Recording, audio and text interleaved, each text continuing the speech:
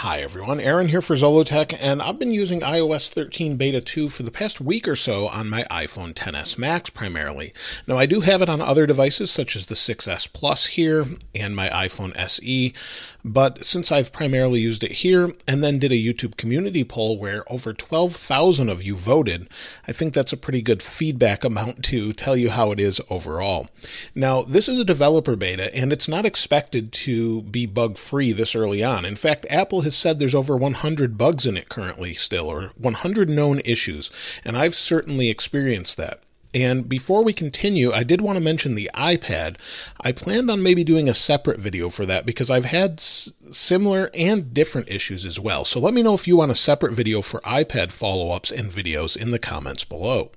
So the first thing is I have had a lot of crashes on this. Now, not anything really bad. In fact, I can make it crash just by changing the wallpaper under wallpaper. If we go in here, now maybe I'll go to one of the stills and set this as both, and well, it worked. Other times it completely crashes. Let me go back to the other wallpaper and you'll see there's a little bit of a freeze there as well. So there are little bugs here and there all over the place. Not as many as Beta 1, I would say, but there's still crashes. I would say battery life is better, but honestly at this point it's not that relevant. And actually Apple says that, and I will talk about battery, but Apple says that wait for public beta 1 because they said they'll fix a lot of bugs. It was actually in the notes and I missed it during the iOS update video, but in the notes they said wait for public beta 1 if you want to put it on your regular daily device.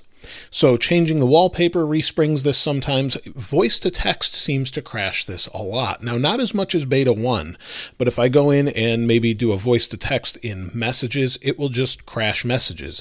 If I do it in some other apps, maybe Twitter, sometimes it works, sometimes it crashes Twitter.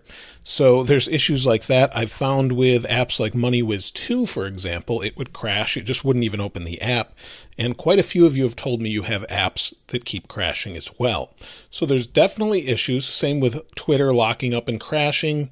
And also many people were having bugs with Apple Music. In fact, they weren't even able to use it. So if they subscribed to Apple Music, sometimes it would pop up asking for a PIN that gets sent via text. And it was kind of weird. We haven't seen that before. Just keeps popping in and in and in. And they couldn't use Apple Music. So people were definitely having issues and messaging me all week long, how do I go back to iOS 12? That said, for a beta 2 of a new generation of iOS, it's pretty good. The other thing people were unable to do was install apps from Apple if they deleted it. So maybe you delete the stock mail or music app. They couldn't reinstall it from the App Store. It just wouldn't work. So people were definitely having issues and having to reboot. Now this time around, I have not had to reboot like I did with Beta 1, but let's go into battery and I'll show you how it is. Now, most of the time I use this device. I did use a different device for most of the day today. I'm testing some other things, but you'll see my battery is not particularly great. It's 5 hours here, but the next day it was three and a half hours with about 30 to 40% left. So it's okay some days, other days it's not. I've stopped most background activity with the exception of Spark, which I'll stop some of that later on. But it seems to be okay, but not great. And I don't expect it to be great in an early beta. So let's talk about what you had issues with, and also I want to talk about performance before we talk about that. So performance, even on the older devices, is quite good. I'm pretty impressed with performance overall. You'll see settings opened up quickly there. Music is nice and fast. Let's go into weather. And these have not been opened before, so you'll see apps are loading nice and fast. And Apple has said that this update should allow apps to load twice as fast in general. So that's even on these older phones. Things like scrolling and for the most part seem to be okay. But there are freezes and stutters all throughout the OS.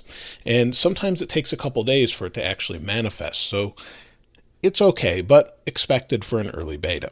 Now, also people were saying they had issues with CarPlay, but let's take a look at the YouTube community poll because over 12,000 of you voted, and I really appreciate that. So you'll see 12K votes, and only 22% of you said it was great. And in fact, I hear it's okay on some devices, and other times it's not. The device is kind of random. 3% saying terrible, 7% saying lots of bugs, 8% saying just okay. I probably should just get rid of one of these.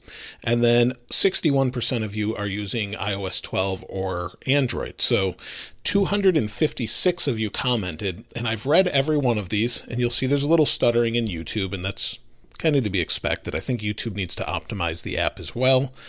But if I go down through here, I've read all of these, and most of them are saying there's little bugs here and there and crashes, so that's to be expected. But I'll read about 10 of these because there's just so many. I don't want to read all of them. It would take me all day to read through every one of these comments. So here are 2 people that are saying that it's good. iPhone 8 works pretty good, no complaint here, and pretty smooth on my XS Max. A lot better than Beta 1. And actually 3 people saying it's great. But if we go up here, you'll see it's okay at the moment. Definitely an improvement from beta, but still very laggy. And then below that, it bricked my iPhone 7 Plus completely, but in the end I got an iPhone XR. So you'll see it goes back and forth. Again, iOS 13 is amazing on my iPhone 6S. I'm so happy I finally installed it. So it's really hit or miss. So if you're willing to take the risk and realize it's a beta, it's fine, but I'd wait to the public beta. Using on my iPhone XS Max, battery life is okay. It could be better, but it's doable. Lots of bugs, but I'm okay with that. Ready for beta 3. And you really need to be okay with it with early betas because this is buggy. Probably not as buggy as, say, iOS 11 when that was out. iPhone 7 performance is pretty comparable to 12.3.1, only ever noticed some weird glitches with the home screen when swiping between app pages and maybe a slight hit to battery life, but otherwise positive experience thus far, so pretty good. I've had a few small bugs. My phone did crash once, but overall it's been pretty good performance-wise. Battery, on the other hand, is okay, but it's not great, but I know it will improve over time. iPhone XS. So many bugs here on the iPhone SE. The new keyboards don't appear every time. I had 3 restarts, 2 forced restarts, and 7 application crashes. I have selected text size to be the smallest, but still at many places it looks bigger. Phone heats up too much. Battery life was good here, but when the phone was plugged in, sometimes it discharges and heats up way too much that I have to power it off. So like I said, lots of bugs here and there. Let's go through a couple more. I installed iOS 13 Beta 2 in my iPhone 8, and I had a lot of app crashes and some lags, for example, in Spotify. Another point to mention is that I had issues updating apps. Talking about battery life, I did not have the greatest experience because it drained faster than in iOS 12. Here's the Apple Music bug I was referring to. So this one says there's an Apple Music bug where it sent verification number and never came in, and you delete Apple Music and it won't let you reinstall it. This is the first beta I've ever installed or tried on my daily device. The battery life has been better compared to the first beta of iOS 13. For me, it has been good. I can't speak on the others, of course. Only problem is that there's a lot of bugs, and sometimes my phone just crashes, but overall I'm enjoying the experience compared to when this beta first launched, when only you and a select few others had it. It's a little buggy, but understandable. I love it so far. Wish they would add a feature to clear all apps at once. You don't normally need to clear all apps at once unless you're having a problem. In fact, Apple says not to clear all the apps at once. I don't generally close my apps unless it's something like navigation that's going to continually run in the background. But that is it for this particular beta. I'm really looking forward to beta 3, which will hopefully have the public beta as well, which means most likely it's going to be July 1st. However, in the notes, they did say by the end of this month. So it's hard to say which one's accurate. Originally, Apple said July for the public beta, but the notes said the end of June. So we'll see. Maybe it'll be Monday. Maybe it will be July 1st. Either way, I'll let you know, of course, on Twitter. If you haven't followed me there, I always update there. And then, of course, on YouTube as well.